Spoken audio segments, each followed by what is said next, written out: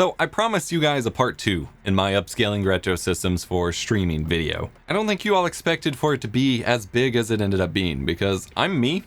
I make everything way more difficult than it needs to be, and I refuse to leave any stone unturned. So instead of just a part 2, it's a mini masterclass featuring Tri from My Life in Gaming. We have a lot to talk about here. It's going to be pretty insane. I'm going to have time codes linked in the description, which means there'll be chapter markers on the video. I recommend bookmarking this, watching it as you can, coming back to it when you need to reference, because we are going to put everything in this video that you need to know, at least reasonably, to upscale all of your old retro systems, whether you're streaming PS2, original Xbox, Nintendo 64, Atari, pretty much anything, and stream it or record it for your YouTube channel, for yourself, or for Twitch, or whatever. There's going to be a lot in here. Now I'm calling this a mini masterclass because it's only going to be one video, even though it's going to be a long video. We're going to have links and everything in the description, but there is a deeper rabbit hole to go down. And with that, I'm primarily going to point you to My Life in Gaming's RGB 101 Masterclass series. They have hundreds of videos at this point talking about every best possible way to upscale or playback individual consoles, what each of the connectors mean, and things like that. We're going to kind of condense it and reapply it because they mainly focus on people who just want to play on their TVs and just enjoy their games. And that's most people. But I'm focusing on specifically streaming and content creation here. So we're going to tweak some of that and apply it in a different direction and kind of condense it down. Before we go too deep, we need to talk about why this is needed. Why can't you just take your original PlayStation or Nintendo system and stream it like normal? In some situations, you kind of can, but you're going to get really poor results, or it's just not going to work. Because you see, modern TVs and displays often either no longer even have the standard RF or RCA composite red and white audio, or S-video, or even component in some cases hookups for your old retro systems. And when they do have those connections, they don't often handle 240p or 480i, which is what these older systems output, very well at all. Either it'll be handled, either they'll just reject them entirely, or it'll be handled with low quality upscaling, which will just look like a blurry disaster, or there will be a lot of added lag through the upscaling process of playing those older signals. And in fact, you can see massive results just from going from 480i interlaced to 480p progressive, which is what devices like this will do, that we'll be talking about in the video as well. The same applies to modern capture cards. Even the original Elgato Game Capture HD, which did support composite and S-video, and people used that as a streaming option for a long time, it still handled those signals very poorly. The results from it weren't great. It was a convenient and accessible option at the time, but a lot of people complained because the deinterlacing was crap and the quality was not up to par for those kinds of signals. Now, if you're playing your older retro games on a CRT, you may notice that they still look as you remember for the most part, and still look beautifully sharp, because good CRTs can actually render them out and still look pretty well. But the same signal side by side on your CRT and then digitized can look super soft and blurry. And these upscaling tools and processes help bridge that gap to where you can get them looking more like you remembered back in the day. You want your stream to be a high quality stream that viewers can actually see and enjoy, not a blurry goop that no one has any idea what's going on. So your stream quality and what we can do with it starts at the cables. Well, without modifying systems, the quality increase or quality dependency starts at the cables. What kind of cables you're using. I will say right off the bat, if you don't want to deal with any of this, when in doubt, S-video out. S-video is generally the way to go. It gives you the highest video quality increase over composite compared to anything else. The jump from composite to S-video is pretty massive. The jump from S-video to RGB or component is less massive. S-video already makes a world of difference. Even cheaper S-video cables look miles better than composite does. So the tiers of video quality for video cables goes like this. You have RF, which you never want to mess with in the streaming realm, just avoid at all possible costs. Composite, S-video, and then component or RGB, and then of course there's direct native HDMI mods. So S-video is the tried and true way to go if you just want to have cheaper, more accessible cables. You want it to be natively compatible with just about any system on the planet. That's the way to go. If you want the extra step to get even better, there's component, or RGB cables. These are two separate types of cables. RGB is typically run through a SCART connection and was not common in the United States on basically any TV ever, and we didn't really see cables that much. Component, however, provides the exact same video quality, but was something we actually had here in the United States. And a lot of systems actually natively output component video. PlayStation 2, PlayStation 3, original Xbox, the Wii, and then technically the GameCube, although the component cables were originally basically impossible to find and were super expensive. And those are generally the way you want to go. If you're looking for the best quality, and you're wanting analog video cables, you want to use component or RGB. And I recommend sticking with one if possible, where if you do everything through component, then your life will be a lot easier than, say, component and RGB mixed, or if you do everything through RGB SCART instead of component. It's easier if you don't mix them up. So keep that in mind. You want to commit, I recommend sticking with component. There are still people who stick with RGB. And then of course there is still quality of cables, and that is kind of unfortunate.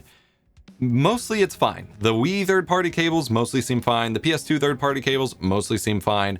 The original Xbox third-party component cables seem to be really bad. Like, they support 480p, but then they look like the quality of composite, and it just looks terrible. So I do recommend picking up some first-party component cables if you want for the original Xbox.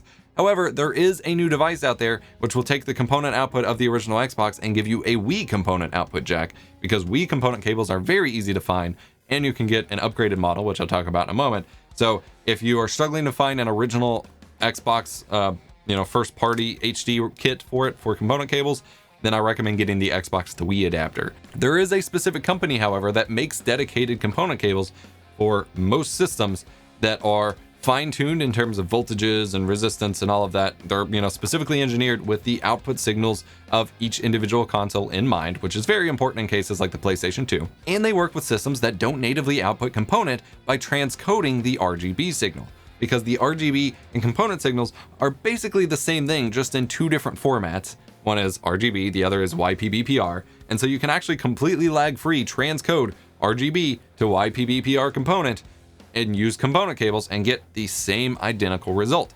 And so that ends up with situations like the Genesis, the PlayStation 1, the Super Nintendo, the Nintendo 64 if you have it RGB modded. All of those systems that already output RGB but did not output component, you can now use their component cables with and have a fully component system. So that's HD Retrovision. They make some of the best and highest quality component cables for basically every system. All of that to say, if that was too much for you, there is virtually no excuse to stick with composite for your retro game system. Even if you don't care that much about video quality, even if you're just trying to get it connected, you'll be able to notice the jump from composite to S-video, and your viewers will appreciate it immensely. The difference between composite and S-video is the dot crawl that crawls all over the screen, the checkerboarding that is sometimes removed with S-video, and the general flicker of every little pixel dot on the screen flickers back and forth and looks interference-y in composite. It doesn't look that way in S-video. And think about it. You're upscaling your video from this tiny 240p 480i source all the way to 720p or 1080p or whatever, on top of then compressing it with video compression when you're streaming or encoding for YouTube.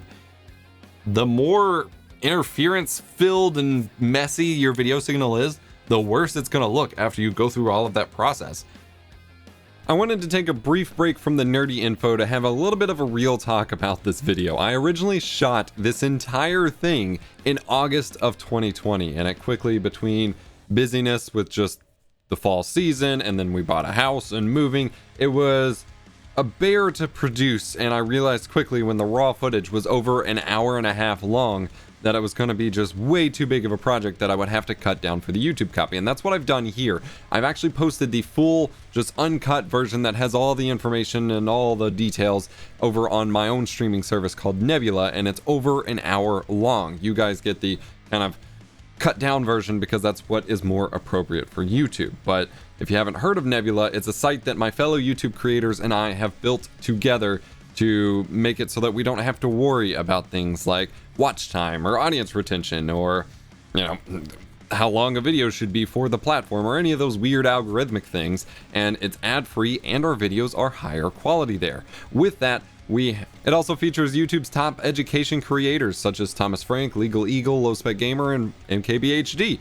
And we've partnered with CuriosityStream because they saw what we were doing over on Nebula for educational content, and they wanted to partner up with their library of thousands of documentary and educational titles that you can watch. So when you sign up with the link down below, that's curiositystream.com/epos, you not only get access to CuriosityStream and all of their great educational and documentary content, but you get access to Nebula for free as well for the entire duration of your subscription to CuriosityStream. For a limited time, CuriosityStream is offering 26% off of their annual plan, making it less than $15 a year for both CS and Nebula. That is 2 streaming services for under $15 per year, and you get to support myself and other educational creators, as well as getting tons of content to binge for yourself. And while you're there, check out Meet the Avatars, a brief documentary into the idea of basically cloning human beings into technological replicants to then spend the rest of your life with, and some things that we got to start considering in the next 50 or 100 years, and it's really interesting to think about. Go check that out. Head on over to curiositystream.com/epos for the best deal in streaming and get access to both sites for under $15 a year. It's crazy. Go do it now. All right, now we can talk about scaling hardware. Now, you have a few different options when it comes to scaling hardware for your retro systems. You have actual upscaler units, such as the XRGB Mini Framemeister. There's the iScan product line of upscaler units, and these are upscalers. These are different products. We'll talk about the differences in a moment. Then you have line doublers, which are effectively the same purpose for you, but they are different products. And these include the open source scan converter, or the OSSC, and then the RetroTINK line of products, which I've talked about quite a bit and talked about in part 1 of this series. And there's the RetroTINK Pro, the multi-format, and now the RetroTINK Mini, as well as I'm going to throw in here the Rad2X, and we'll talk about why in a moment.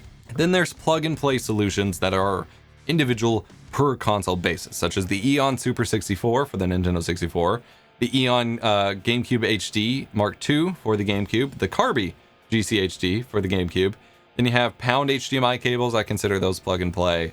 The Rad2X is technically plug-and-play. And then there's actually a specific Xbox HDMI output that's actually pretty good, that just takes the component signal for that. That's from a different company. And then you have a lot of these cheap plug-and-play ones off of Amazon, such as the PS2 to HDMI adapter from Panlong, or the Wii to HDMI from 3C Smart. These are mostly going to be crap, but we'll talk about why they matter and what they are as well. Again, if this has already been a lot for you, just bookmark the video. You can come back to it. I have time-coded sections. You can, pick and choose which information you need to gather at your whim. All right, first let's talk about the difference between scalers and line doublers. An example of a scaler is the XRGB Mini Framemeister. This was, for a long time, the device that everyone recommended for connecting all of your retro systems to. It has composite, S-video, RGB, and component inputs, as well as a couple of HDMI pass-throughs. It'll upscale everything to 1080p. You can use custom profiles, such as the ones from Firebrand X, which are per system. I even have written down which profile does what here, because there's a lot of them, and they are really, really good profiles that make your systems look a lot better. And you can scale and tweak and deinterlace to your heart's content, and it looks great. But it is a different process from line doubling, as it takes the signal, does whatever processing to it in a frame buffer, and then spits it out. It's great, it's convenient, but it was very expensive. It was like $330 new when it was being sold, and then I believe almost 2 years ago now, they announced that they will no longer be making new ones, as the original chips that they used for it and everything like that, they've just can't source them anymore, and so the prices are going to keep scaling up as they run out of stock and people keep scalping them and whatever. And so the difference is here, I mentioned it processes everything in a frame buffer. That means that it operates with about 1 frame of input lag as it has this frame buffer. A frame buffer is basically, it takes the video signal, takes that frame, it sits in a buffer, like with anything else, it sits there, it does whatever it needs to do it within a set amount of time, and then it spits it out the other end. There's no processing line by line or anything like that. It accepts the frame, processes the frame, spits it out. This is how most digital systems work these days. Line doublers, on the other hand, operate line by line on the signal that they take. So every line that they receive, they double it, spit it back out as it comes, and so it builds the frame line by line, and there's basically no input lag for it. They're basically lag free, as the process is fairly instant. It's literally just taking it, spitting it back out 2 times, taking it, spitting back out 2 times, taking it, spitting back out 2 times. And so it literally just doubles the lines. If you have a 240p signal, every line gets doubled. It's now a 480p system. However, since it is literally just doubling the lines and spinning it out back the other end, there can be weird video output specs with these devices that can cause compatibility issues. For example, in all of my capture card reviews, I have a test for the open source scan converter to see if the capture card, plays along with it very well, because it can output some weird formats. It doesn't always fill the frame, because it's not just upscaling it to 1080p, it's just multiplying it by 2x, 3x, 4x, or 5x. And then the refresh rate of the original system, which with a lot of original systems like the Super Nintendo, is a very weird, not standard refresh rate, that can cause compatibility issues with displays as well as capture cards. And so that's why I test for it, because it can be a little finicky. Now, the RetroTINK line of line doublers only goes up to 480p in the first place, whereas these go up to 1080p and 1200p. These only go up to 480p in the first place, which makes the signal a lot more compatible, because most devices can mostly handle 480p. But neither of these usually end up filling the frame, because that's not an even scale. These are based on even integer scales, and it's going to be formatted specifically on a 2x, 3x, 4x, or 5x basis, whereas the Framemeister specifically is designed to just scale up to 1080p. Now, you can customize how much the overscan and underscan actually zooms in and out on the image, and you can do a lot with it in the Framemeister, but the goal is to just upscale it to 1080p, and so it can actually fill your 1080p canvas. There's also deinterlacing issues. If you have a 480i input source, well then this deinterlaces that using what's called Bob deinterlacing and spits it back out as 480p. Bob deinterlacing is a little bit more flickery than people are probably wanting. It's a little bit less desirable in that regard, because it bounces back and forth as it basically shows each set of fields separately and then bounces back and forth. But compared to a dedicated scaler unit like the Framemeister, which can get smooth 60 FPS out of it without flickering, it's a less desirable outcome for some. However, with some devices, at least with the RetroTINK, you can actually pass through that 480i if your capture card supports it and deinterlace it in software to bypass this, but generally the point of this is to deinterlace it in the device. So there's two things to consider here. With the scalers, you're actually getting a native 1080p output, which means you don't need, say, a capture card with 444 RGB chroma subsampling, which I recommend a lot with capture cards. That basically keeps all the color information. You don't really need that. If it's already upscaled to 1080p, you can capture it at whatever. You're probably not scaling it anymore, so that's not a factor. So you can just take it straight 1080p to 1080p and compress and good to go. If you're using a line doubler that's, say, only giving you 480p, then you need a high quality capture card that can do 444, because you're going to be stretching that 480p back up, 2 times or 4 times for 4K to scale it even further in software, and you need that extra information. So, and the Framemeister, which is a scaler, already outputs 1080p, only even outputs 422 in the first place. So you really don't got to worry about that. And that is definitely an advantage in the field of, actual scaler devices.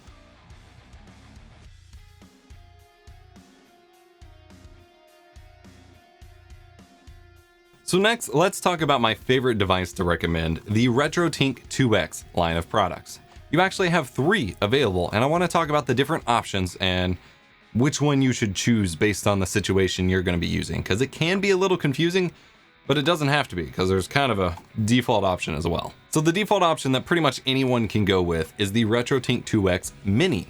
This is more affordable at only $69 or $70. It's missing a few of the features such as scan line generation and component inputs from the bigger ones, which we'll talk about. But it takes composite or S-video as well as RCA audio input and line doubles it up to 480p to output to your live stream. It even supports S-video from PAL Nintendo 64s with a little hacky workaround, which most devices don't. Those Nintendo 64s are a little funky, so that's pretty cool as well. It has a smoothing filter if you want to use it for 3D games, which kind of blends it together, keeps the hard pixel edges from being a thing. Most people don't like that, so it is completely optional. This is the cheapest and the most reasonable option, as if you don't plan on using any component hookups or anything like that, you're like, I just got some older systems, I got some S-video cables, you can just plug it in here, HDMI out to your capture card and TV, and you're good to go. And it is a wonderful option. The quality you can get from it, again, especially with S-video, is pretty solid, and you can use it with your VHS player, which the comb filter will help with as well, so that's pretty cool. And we'll talk about that in my hopefully finally get to it VHS digitization video as well. These videos are really big, it takes me a long time to get them done. So moving up from the Mini, you move on to the RetroTINK 2X Pro. Now, the RetroTINK 2X Pro is the upgraded model. It takes composite, S-video, and component input, and it supports 240p, line doubled up to 480p. It supports 480i, deinterlaced to 480p, but there's no 480p input support. So if you're playing on original Xbox, PlayStation 2, Wii, or GameCube, and you have 480p games, you can't run them at 480p, or it won't know what to do with it. So that's the one downside of it. It has HDMI output, of course, to then send 480p to your capture card or your TV. It has filter options for a scan line overlay if you like that. I'm not a huge fan of it. I think it makes the whole image a little bit darker and doesn't really I like chunky scan lines on an actual CRT like my BVM here, but the fake scan line look has just never been a thing for me. And then it also has a smoothing filter option if you wish to smooth out your 3D games and not have the hard pixel edges, which again, most people want. This one, as well as the Mini, these both use integer scaling, also known as nearest neighbor scaling, where it's a hard double line up from 240p to 480p or what have you, which is more flattering towards 2D games, sprite-based, pixel art-based video games. That integer scaling keeps those pixels exactly as they were, just multiplied, which keeps those hard pixel edges and keeps the game looking exactly like they should. The Mini and the Pro are what you want if you're using predominantly 2D based games, especially from the Super Nintendo, the Nintendo, PS1, games that are very pixel art in nature are going to look best on the Mini or the Pro, as it uses this integer scaling algorithm. So that's the Mini and the Pro. The multi-format is the third RetroTINK 2X that you should consider, and this one is especially useful for the generation of consoles that outputs 480p. So the GameCube, the Xbox, the Wii, the PlayStation 2, all of these systems can output at least some portion of their library at 480p and more with modding. And this passes through 480p. So it's like the Pro, but it passes through 480p. So you can still get the benefit of nice progressive scan games without needing to use a separate device for it or something like that. It still does line doubling from 240p to 480p and still does deinterlacing from 480i to 480p. And all of these use the same Bob deinterlacing method. But the difference here is that the scaling method used in the multi-format is no longer integer scaling. It is bilinear scaling, which means it smooths things out a little bit more.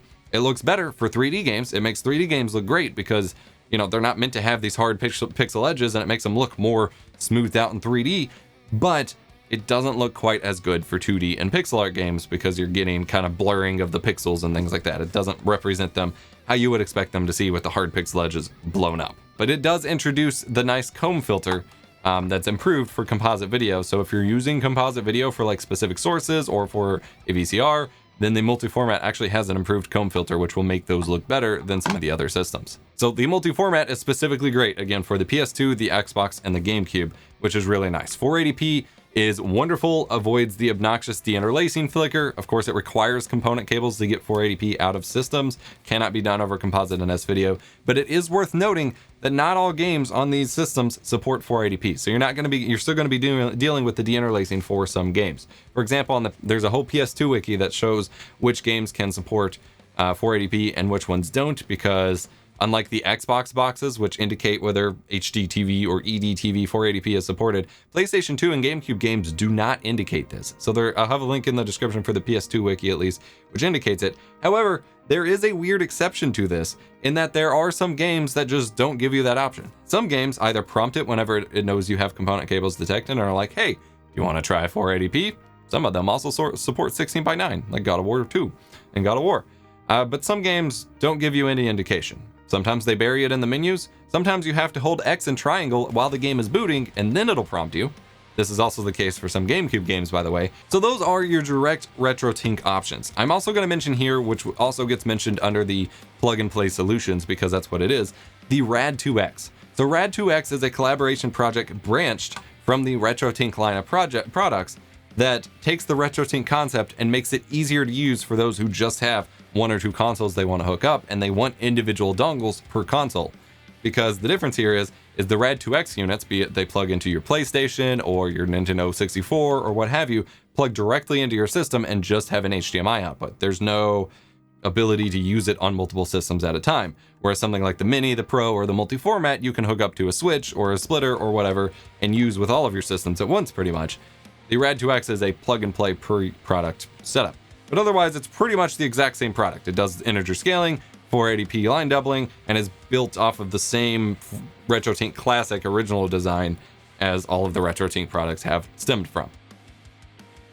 So next up in the line doubler space, we have the legendary Open Source Scan Converter, or OSSC. After the Framemeister came out, This came out later and was the next kind of all-in-one Swiss Army knife tool that everyone started recommending, and for good reason. It's a pretty powerful product. This is a line doubler that can line double up to 5x output for 240p sources, giving you up to 1600 or 1920 by 1200 output, although most people stick with the 1920 by 1080 canvas. And you have all the way from a 480p 2x line double output to 3x to 4x and to 5x if your capture card supports it or TV supports it, because it gets kind of finicky. This is the kind of the problem child product and why I test it in all of my capture card reviews now. Because, for example, the Super Nintendo does not output a exact 60 hertz signal. It's slightly off of 60 hertz. And so once you run it through here, line double it to what could be an odd resolution like 960p for 4x, and include the weird oddball resolution, it kind of starts to break compatibility with a lot of products. But if it works in your setup, it is beautiful. You have RGB input through a VGA connector, which you could use for older computers, although signal support is going to be kind of hit or miss. I've tried using this for my Windows XP and Windows 98 computers, and it'll pass through some signals, but otherwise it gets really picky about like high refresh rate stuff. You've got component input, and you have RGB SCART input, and then a 3.5 millimeter audio input that you can then break out to RCA. You've got RGB, component, and another form of RGB. The only thing you're missing in terms of inputs on this is composite and S-video. And with this, then you can set up all sorts of settings. And honestly, they are beyond what I recommend anyone deal with. There's so much, like there's so many settings that it becomes a true headache because there's just so many options. It's kind of overwhelming because you can tune in sampling options and phase to get the exact sharpness. Like you can get really freaking sharp output out of this, but it requires a lot of manual work and more manual profiles from Firebrand X, and those are a little bit more complicated than the Framemeister profiles. The Framemeister profiles you slap up to, I think you can support up to 10 on one or 14 on one memory card. You put the micro SD card in the back of it, you're good to go. Just load them up. On the OSSC, you have to like build them on the computer first. Even when you take them from him, you got to like fine tune them, and then you put them on here, and then you load them, and then you dial in phase, and then the setup of just plugging in and going versus the tuning for this is pretty bonkers. But if you want the ultimate control, that's what the OSSC is for. And then it gives you an HDMI output with that signal. Now the OSSC versus the RetroTINK, they are both line doublers, but this one gets you a much more potentially sharp out of the box image for your stream than the RetroTINK 2X, in the sense that this can go up to 1080p output. You know, it won't be fully matted right depending on how your settings are set up, but you know, the actual video frame will be 1080p and it can go up to 5x, whereas this is only 2x. So if you don't have a 444 RGB chroma subsampling capture card that can scale better, you could get cleaner output out of the OSSC than the RetroTINK, just due to having to scale the RetroTINK more in your capture. The OSSC can output 480p with the 2x mode, but it's mainly meant to push higher to 3x, 4x, or 5x to 1080p resolution, or you know, close to it for that higher resolution signal. And like I said, it's generally less compatible than the 480p output of the RetroTINK. The OSSC is much less convenient of a solution, but more of a power user's like ultimate tool, especially for a higher quality initial result than the RetroTINK. All right, that was a lot of talk about line doublers, upscalers, and so on. Let's talk about a bit more of a simple solution and why I don't always recommend them. Let's talk about plug and play HDMI solutions for your game consoles. I'm going to start with the worst of the worst. Pound cables. They are some of the, you know, less technically inclined retro YouTubers' best friends. They are dirt cheap and super easy to use because you just plug them into the back of your system and you get an HDMI output, but they are bad. They are just bad. No one's paying me to say this. They are just not great. The output that you get from them in most cases is low quality. They build it based off a composite, maybe S-video sources, even for systems that support component. And there is variable input latency that is not good. Now, normal input latency, which even like the Framemeister has, you can learn to deal with and compensate, because if it's like an extra frame of lag, you may get frustrated at first, but then you eventually learn to just hit the button one frame later. Not that you're actually measuring frames, but you get what I mean, and it's fine. Variable lag means at one point in time, it's X lag, at the next point in time, it's a longer lag, and then shorter. You can never quite get used to it, and that means you can never really compensate for it, and so it becomes so much worse of a result. This is one rare instance where I genuinely just wholeheartedly cannot recommend a specific product to pretty much anyone, especially when there are better plug-and-play options out there, like the Rad2X, or even, you can hook up a couple cables to the RetroTINK and figure it out. I believe in you. Next, you have the Eon Super 64. I reviewed this last year. This is basically a RetroTINK for the Nintendo 64. It is the Rad2X, but cloned by Eon. It uses S-Video for NTSC, composite for PAL, and does not, upgrade signal with upgraded RGB modded Nintendo 64s. Next, we need to talk about the GameCube as a console. With regards to plug-and-play solutions. So specifically to get great video out of the Nintendo GameCube, especially with plug-and-play solutions, you need one of the models that has the digital AV output on the bottom. You have the standard Nintendo AV analog connector that was on the Super Nintendo and the Nintendo 64. All GameCubes have this, but most of the runs of the GameCube have this digital AV port as well. There are some super late runs that don't have it, but personally I've never seen one in real life that doesn't have it. But if you're missing that port, you're kind of screwed in terms of video quality, and it would be easier just to buy another, or at least buy S-Video cables and RetroTINK. But if you want much higher quality video out, we're going to utilize this digital AV port. Now, this was something that was originally used for first-party Nintendo component cables for the GameCube. They supported it from day one. The problem is, for whatever reason, at least in the States, and it seems to be in other countries as well, they did not sell these component cables for very long. Maybe because the system was too early, most people didn't have TVs with component inputs at the time, or bad marketing, or whatever. They did not seem to sell them for very long, and those cables became fairly rare and highly sought after because of the higher quality and 480p output results, that they were incredibly expensive for a long time. Finally, 2017, we're talking so many years after the GameCube was released, finally people finished reverse engineering that digital AV output, and we started to get other options. This is part of the open source GC video project. Now, first and foremost, we have other component cables we can use. We have the new Carby component cables that I mentioned before. These are great. They have BNC connectors, or they ship with BNC to RCA connectors, so you can just plug them right into your CRT or upscaler, and you're good to go. And for the most part, it is a completely slot-in-place replacement for the original component cables if you don't have them. But what they also made was an HDMI Carby that plugs into the back of it and gives you HDMI out. There we go. Now we're talking. It gives you 480p over HDMI, line double, ready to go, and then you run the audio separately with the normal AV cables. This is what most people should get. It is fairly straightforward, it's easy to use, it's a great option, high quality as everything else will be with component cables. It's what most people probably want, and you're good to go with that. However, Eon, the company that made the Super 64, also released their own GC HD products, and they actually released two. They originally released the original Eon GameCube HD, but then they released a second one, the Mark II, and that's the one I have. And that one's interesting for a specific reason. The Mark II is pretty cool because not only does it give you HDMI out for your GameCube at 480p, line doubled, ready to go, or pass through for native 480p games, and all of that with audio and everything else.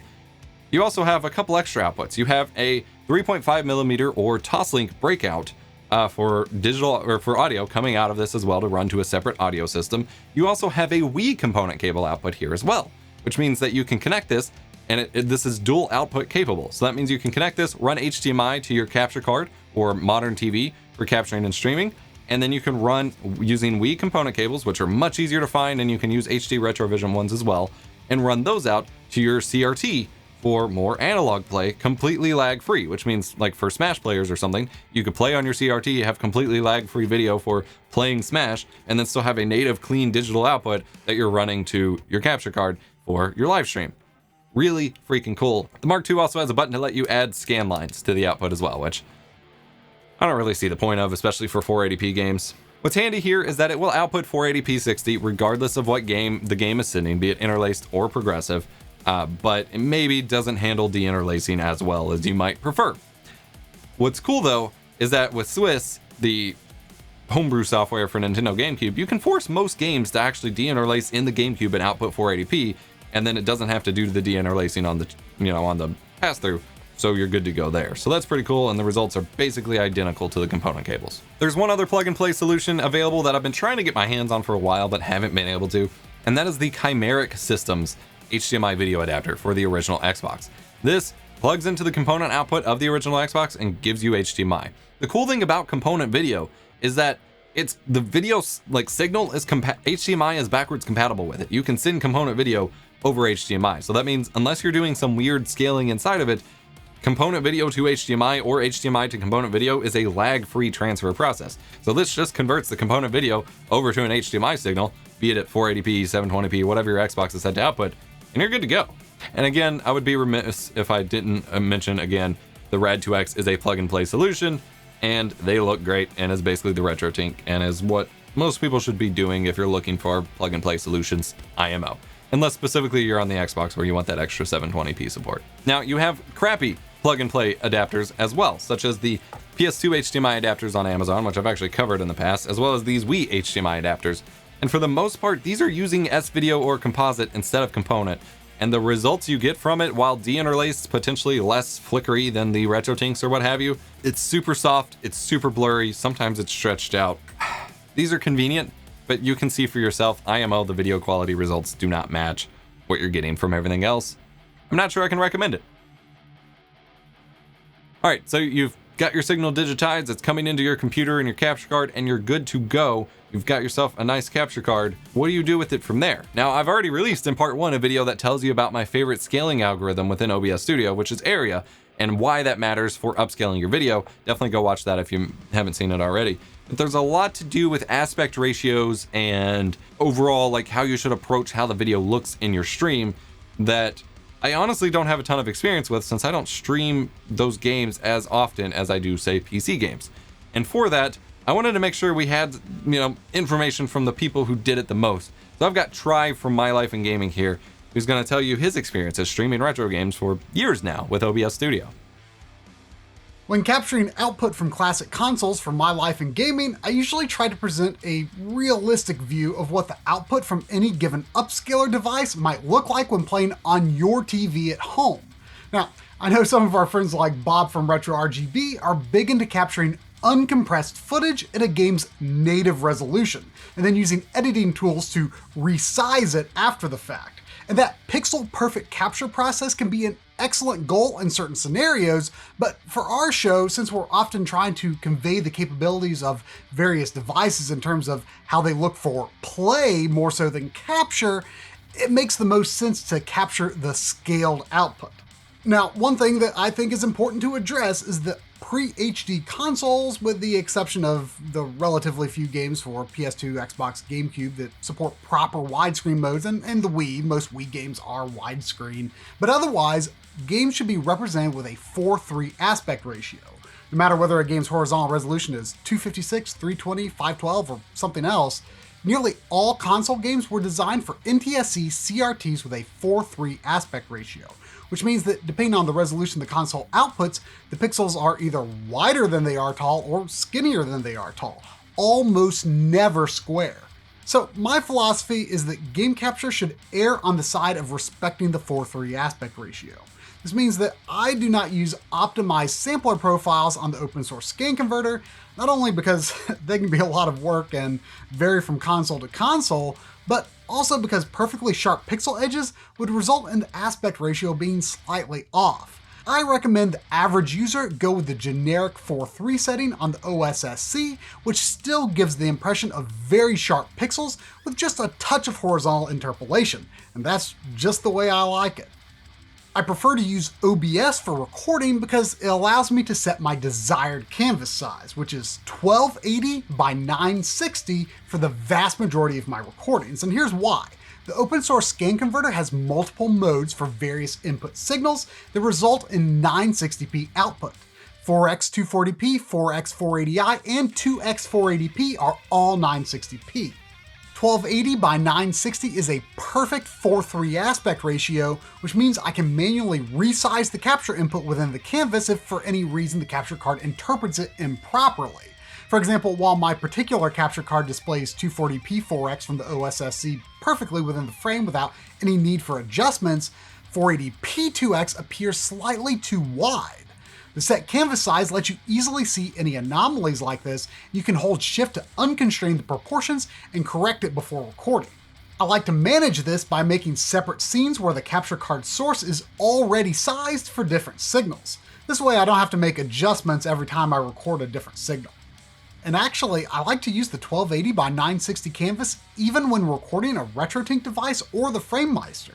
In the case of the RetroTINK, I simply fill the 960p frame with its 480p output. The reason for this is that if recording compressed video, a native 480p recording will have more visible compression issues, whereas the integrity of the pixels is better maintained by the video compression if recorded at a larger size. As for the Framemeister, while it does output 1080p, the actual game image should still fit within the 1280 by 960 frame if using a screen mode like Smart 2X. There's no real upside to doing it this way instead of 1080p, but it does keep my recording style consistent across a range of devices. And by the way, for widescreen games, I use 1707 by 960 and stretch the input to fit. Technically, that's one pixel column shy of 16:9. You actually can't get 16:9 exactly when using 960 as your vertical resolution, but you won't be losing any of the game image. Now, if you're editing your content, you are most likely using a 1080p or 2160p sequence, in which case you'll need to scale your 960p capture to fill the frame, which is easy to do in Premiere and matches the size that 960p would appear at on your TV. Now, since we do use a 1080p canvas for our streams on My Life in Gaming, I created a 4:3 CRT frame that is designed for unscaled 960p input.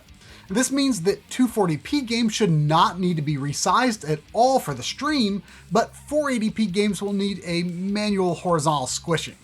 I like doing things this way because even though the stream bitrate is lower than our recording bitrate, it still presents a clean 4x output from the OSSC as purely as possible without any further scaling and OBS possibly distorting the result. Keep in mind, this is just what I do to meet my own needs to match my own views on how I prefer to represent the games from original hardware. I don't really consider myself to be a streaming or recording expert specifically, but I do fancy myself as having plenty of experience in handling the analog output from old video game systems and the idiosyncrasies of how those resolutions are scaled. So I hope some of you find that information useful for how a 1280 by 960 canvas can keep your recordings a consistent size with a consistent aspect ratio. But for more hardcore OBS usage, I'll hand it back over to the stream professor. Lastly, before we wrap up this video, I just wanted to give some honorable mentions to some alternative ways that you could play some of your favorite retro games. First and foremost are, of course, HD collections. On the PS3 and PS4, you've got collections of, say, Final Fantasy X and X-2. You've got the God of War collection on PS3, which bypasses the PS2 and lets you play them. Some of the games output 720p on it, which is pretty impressive. They're not always perfect recreations, but sometimes there are great ways to go. And, you know, that may be what you want. If you have a specific game you're looking into, you might see if it was re-released on a different platform or through the, you can play some retro games on modern systems like through Virtual Console and things like that. See if that's an option to you, just to save you some headache and time if that's the only game you want to play. But secondly, there's also backwards compatibility. If you had an original fat PS3, you could play PS1, PS2, and PS3 games on it and play them all through the PS3. It was a good all-arounder, but perhaps not at as high quality at just scaling as some of the dedicated scaling options for PS2 or PS1 games provided, but for a lot of people it was more than good enough. Then of course you have the Xbox One X, which is not at all accurate in terms of like true how the game originally looked and felt for backwards compatibility, but that team has put in so much work, especially for the Xbox One X, to do some amazing things. You have games like Halo 3 on Xbox 360 or original Xbox games like Crimson Skies, Black, Ninja Gaiden Black, Star Wars Republic Commando, a lot of them that they have upgraded on Xbox One X to then output native 4K and in some cases even increase the frame rate, which, native 4K only looks so good based on the original assets in the game, but it's still a cleaner signal that you can capture and scale with properly that is much, much better looking. And so while again, it's not going to be true to the original experience in some regards, it's still an option worth considering. So this was an insane video. My throat is so tired from talking. I'm sure you're tired of hearing from me. Hopefully you bookmarked this video so you can watch it in multiple sessions as you actually apply the knowledge that you learned. But this has been my mini masterclass on upscaling your retro systems for streaming and capture. I hope you enjoyed. I hope you learned a lot. Ultimately, get some S-Video cables and a RetroTINK 2X Mini and most of you are good.